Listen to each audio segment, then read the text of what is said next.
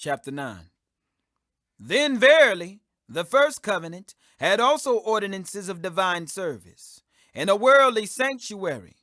For there was a tabernacle made, the first, wherein was the candlestick, and the table, and the showbread, which is called the sanctuary.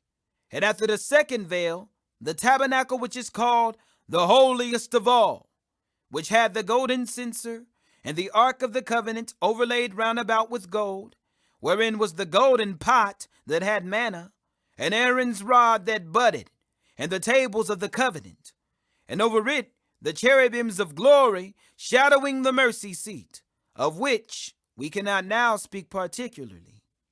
Now when these things were thus ordained, the priest went always into the first tabernacle, accomplishing the service of God. But into the second went the high priest alone, once every year, not without blood, which he offered for himself and for the errors of the people.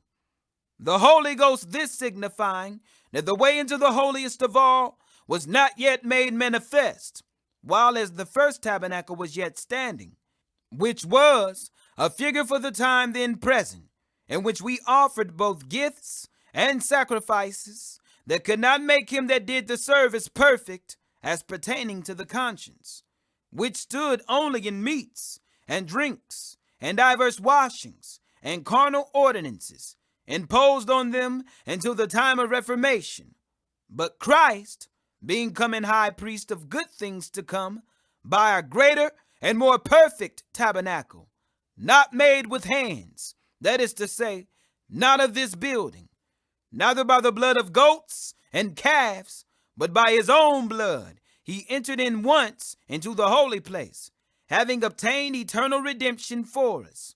For if the blood of bulls and of goats and the ashes of an heifer sprinkling the unclean sanctifieth to the purifying of the flesh, how much more shall the blood of Christ, who through the eternal Spirit offered himself without spot to God, purge your conscience from dead works to serve the living God?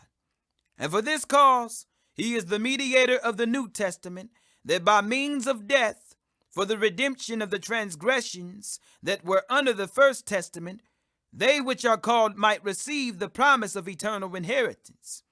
For where a testament is, there must also of necessity be the death of the testator. For a testament is of force after men are dead, otherwise it is of no strength at all while the testator liveth. Whereupon neither the first testament was dedicated without blood. For when Moses had spoken every precept unto all the people according to the law, he took the blood of calves and of goats with water and scarlet wool and hyssop, and sprinkled both the book and all the people, saying, This is the blood of the testament which God hath enjoined unto you. Moreover, he sprinkled with blood both the tabernacle and all the vessels of the ministry. And almost all things are by the law purged with blood, and without shedding of blood is no remission. It was therefore necessary that the patterns of things in the heavens should be purified with these, but the heavenly things themselves with better sacrifices than these. For Christ is not entered into the holy places made with hands, which are the figures of the true, but into heaven itself, now to appear in the presence of God for us. Nor yet that he should offer himself often, as the high priest entereth into the holy place every year with blood of others. For then must he often have suffered since the foundation of the world. But now once in the end of the world hath he appeared to put away sin by the sacrifice of himself.